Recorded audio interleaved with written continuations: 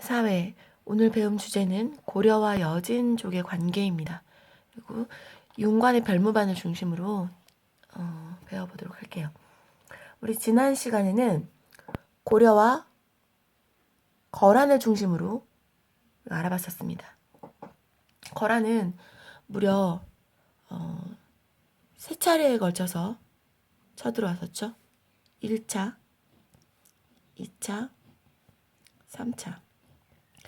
각자 다 핑계가 있었지만 가장 핵심적인 것은 결국은 송나라와 고려의 관계를 끊어버리기 위해서, 그렇죠. 3차례에 걸쳐서 거란이 쳐들어왔었고, 1차 때는 서희가 외교 단판으로 물리쳐서 강동 6주를 얻었죠. 다음 2차 때는 양교 장군이 거란을 물리치고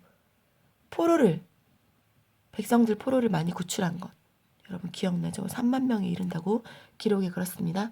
3차 때는 강감찬이 흥화진과 귀주에서 크게 승리를 거두었죠. 자, 이런 내용들 우리가 알아봤었고요. 오늘은 그럼 여진족과의 관계를 알아볼 거예요. 자, 우리 고려를 보면요. 고려가 뭐 이렇게 나라가 있으면 고려가 이 정도 됐었죠. 그래서 여기다가 천리장성을 쌓았어요. 거란을 물리친 뒤에 천리장성을 쌓았어. 이쪽이 거란이고 이쪽이 여진이죠.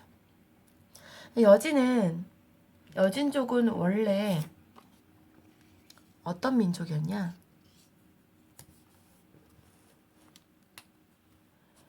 만주 지역에서 일어나서 고려의 여기 국경 부근에 살면서 고려를 섬겼어요. 원래 부모의 나라라고 섬겼습니다. 근데 여진족이 이렇게 부모의 나라를 섬긴 데는 다 이유가 있죠. 그것은 여진족들은 유목민족이잖아요. 그래서 농사짓기가 어려워. 근데 식량이나 그런 것들을 구하기가 좀 어렵죠. 그러니까 고려한테 잘 보여서, 그래서 고려를 부모의 나라로 섬기면서 말과 모피, 화살 같은 것을 바치고요. 고려에서는 이 사람들에게 식량, 옷감, 농기구 그런 것들을 주면서 관계를 맺었던 거예요. 여진족은 고려가 그런 식량이나 그런 것들을 주지 않으면 살기가 어려웠기 때문에 부모의 나라를 섬기면서 지냈던 거죠. 그런데 완颜부란 사람이 등장합니다. 이 사람이 등장하면서 부족 중심으로 되어 있던 여진족, 부족이라는 것은 이제 작은 그룹을 말하는 거야. 나라가 하나로 통일된 게 아니라 부족 중심. 옛날에 신석기 시대 막 그럴 때 부족들이 있죠. 그런 것처럼 부분별로 모였던 그런 여진족을 통합했어요. 그러고 나니까 세력이 굉장히 강해졌습니다. 나중엔요, 이건 나중 일인데요. 세력이 이렇게 강해졌어. 자, 여기까지는 좀 이따 보기로 하고요. 이렇게 세력이 강해져서 여진족이 이제 고려를 쳐들어옵니다. 고려를 쳐들어와. 이때가 우리나라 왕으로는 이제 숙종 때인데요. 여진족의 침입을 막아내기가 너무 어려운 거야. 왜 그랬냐면 여진족은 기병 중심이에요. 기병. 여러분 기병 알고 있죠? 말 타는 기병. 기병 중심인데 우리나라 고려는 주로 뭐 중심이냐? 이게 여진족. 여진은 기병 중심인데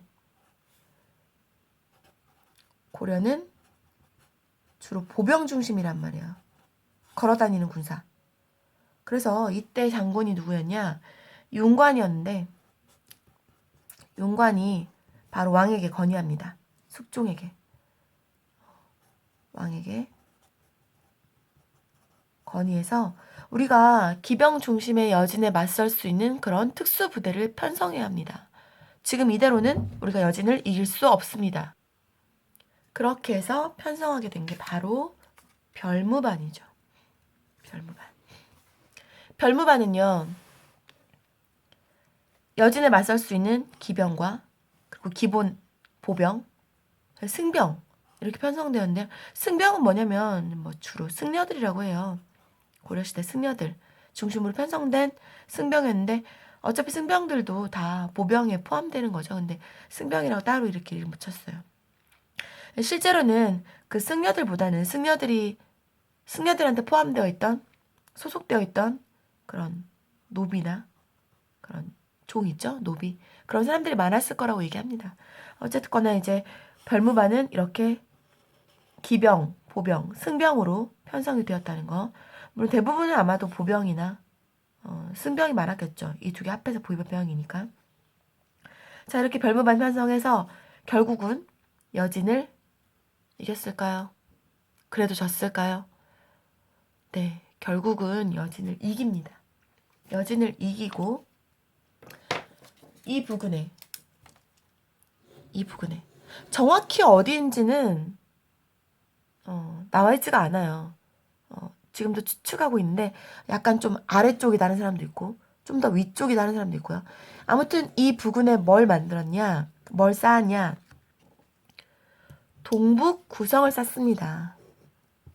이때는 이제 예종 2년 때예요. 예종 2년은 언제냐면 숙종의 아들이 예종이거든요. 1107년에 천리장상 너머예요. 너머로 여진족이 있었던 땅이죠. 이 지역에 동북 구성을 쌓아요. 9개 성을 쌓아요. 그런데 문제가 생겼어. 뭐냐면 이 위치가 너무나 여진족들이 있는데 깊숙이 들어가 있죠. 그러니까 여진족이 틈만 나면 공격을 해. 그럼 이 공격을 막아내려면 우리도 또 군사를 파견하고 또 식량도 있어야 되고 막 이렇게 하죠.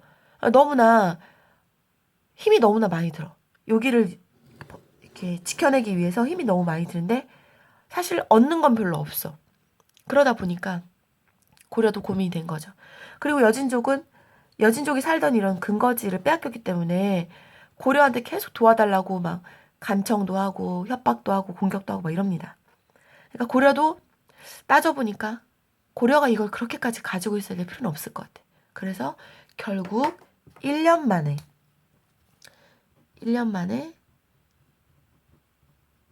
돌려주게 됩니다. 자, 그럼 다시 한번 정리 한번 해볼까요? 보세요. 1107년에 동북 구성을 쌓았어요. 여진족을 물리치고 윤관이 별무반을 중심으로 해서 여진족을 물리치고 동북 구성을 쌓았어요. 근데 그 다음 해 1108년에 동북 구성을 돌려줍니다. 그런데요. 여진족은 이 동북 구성을 돌려받고 그 뒤로도 힘이 계속 강해집니다. 그래서 쌤이 아까 접었던 부분 있죠? 결국 나중에는 여진족이 금나라를 세우게 돼요.